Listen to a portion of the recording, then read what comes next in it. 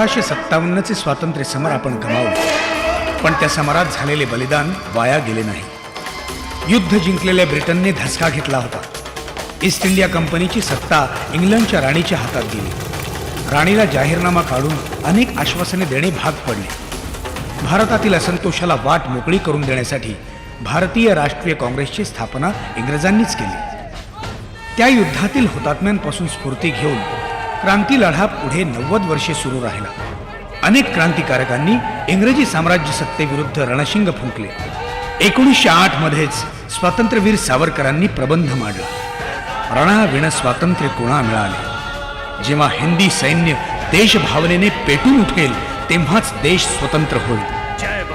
पहिल्या महायुद्धाच्या काळात आखलेला गदर उठाव, तसेच दुसऱ्या महायुद्धात रासबिहारी बोस आणि सुभाषबाबूंनी उभारलेली आझाद हिंद सेना आणि महायुद्ध संपल्यावर मुंबईच्या नौदल गोदीत झालेले खलाशांचे बंड या घटना स्वातंत्र्यवीर सावरकरांच्या प्रबंधाच्या सत्यतेची, त्यांच्या द्रष्टेपणाची ग्वाही देतात. इंग्लंडने महायुद्ध जिंकले, पण तो देश संपूर्ण खिळखिळा झाला होता. 15 मार्च 1946 या दिवशी ब्रिटनचे नवे पंतप्रधान, मजूर पक्षाचे पुढारी ॲटली यांनी ब्रिटिश पार्लमेंटात भारतीय स्वातंत्र्याचा ठराव मांडला. अत्यंत दुःखाने आणि नाईलाज झाला म्हणून. स्वातंत्र्य भावना भारतीय जनतेच्या सर्व थरात पसरली आहे.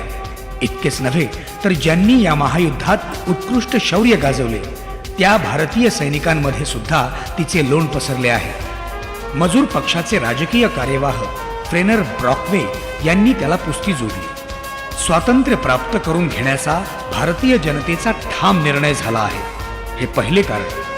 हिंदी सैन्याने बंड उभारले आणि ब्रिटनचे हेतू साधण्यासाठी भारतीय सेनाबळावर भरोसा टाकण्याची सोय राहिली नाही, हे दुसरे कारण.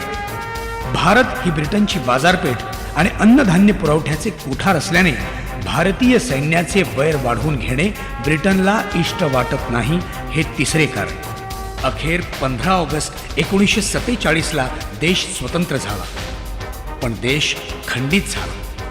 फाळणीच्या संधी काळात पाकिस्तानी गुंडांनी लाखो निरपराध स्त्री पुरुषांची कत्तल केली.